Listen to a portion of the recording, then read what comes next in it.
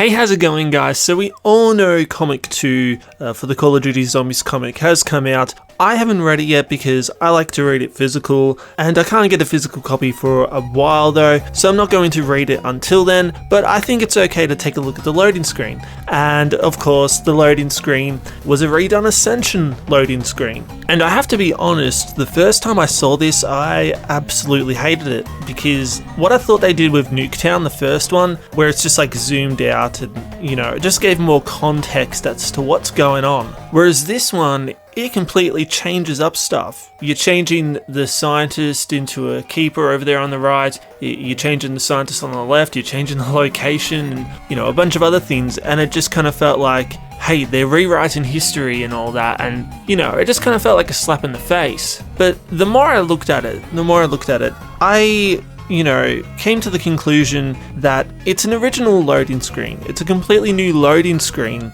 that's heavily based off Ascension.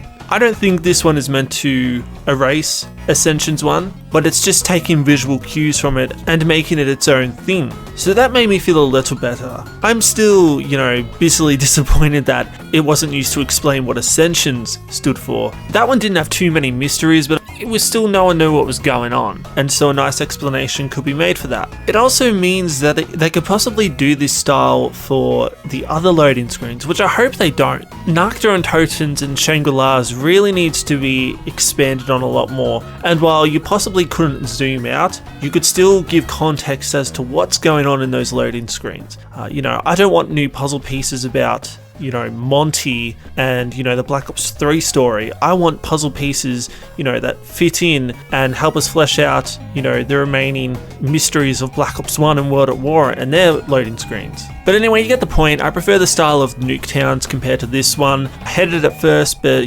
I'm starting to like it a little more now. So I thought we'd just take a look at the first panel, the one on the left. It is obviously Dr. Monty. We see the red scarf there. He's white hair, he's got the green hobo jacket on, and of course he's writing a blueprint. I think that blueprint is the one you see in the Giant, like with all the scraps. It's got the summoning key in the corner, and the black silhouette I think is meant to be the KN-44. The background with the clouds and the trees and all that, I think there's meant to be his perfect world, in the Revelations intro. Next over we move on to the rockets area, and we can see that the rockets have changed from Ascension. And it's actually funny, I was just looking at the rockets and they actually look a little worse. Like, I know they're definitely different, but the rockets style, like maybe they're not shaded properly, maybe they're not, don't have the right color on them, but they just look a bit too fake, I guess. It doesn't mesh well with the style of like the black silhouettes compared to the other ones. But anyway, this one is representing Drak because of the rockets, but you can also see the trees there in the corner, and Drak did have a foresty kind of trees around the mountain range and all that. Down at the bottom there we do see the dragon blueprints, the one we do see in Zetsubo no Shima and Gorod Krovi. That part kind of pissed me off though, because you got Dr. Monty writing a blueprint. You've got a blueprint close up on the right there, so you just assume that Dr. Monty is writing that blueprint, but it's not the case. Then in the next panel where the monkey used to be, we've got a gobblegum machine, and we can see, I believe it's meant to be Samantha. She's looking into the gobblegum machine and she's like looking all surprised and stuff. And to me, it kind of looks like Monty is trying to, rope her in, like try and win her over with candy and stuff.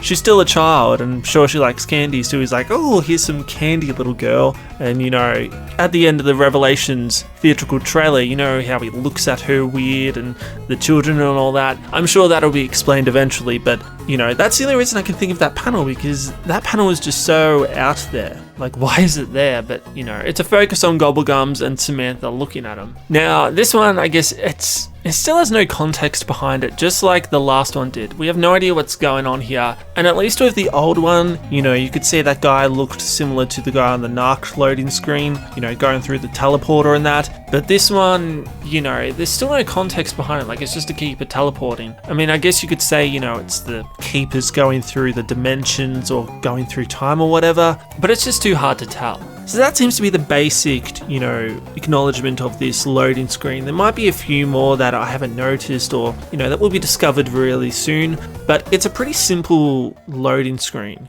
And to be honest, I was actually really surprised that they chose it. I know I made that video, you know, about like, the 5 loading screens they need to kind of talk about, and I had Ascension on the list, but it wasn't like a top priority one. I thought, you know, they'd kind of do top priority ones, and Nuketown was one that no one had no idea was, you know, what that's even about. Ascension, you know, people still didn't know what that was about, but it was at least more understandable. But yeah, I honestly thought we would have got Shangri-La first, or Nocturne and Toten, but I guess those would be a good choice for maybe the last 2 comic books. You know, they're very significant loading screens that just no one knows what the hell is going on there.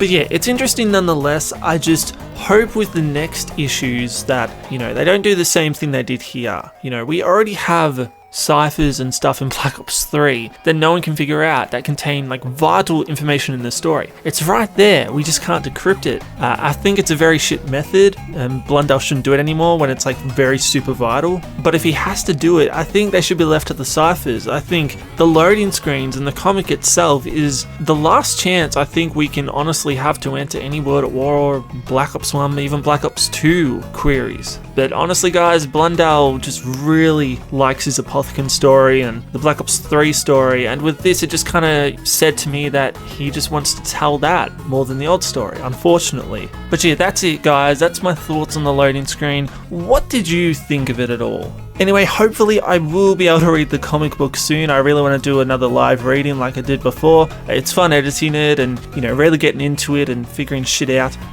Don't know when I'll be able to get it though, I can't honestly say. But, you know, hopefully it is soon. Anyway, thanks for watching guys, and I'll catch you all later. Cheers!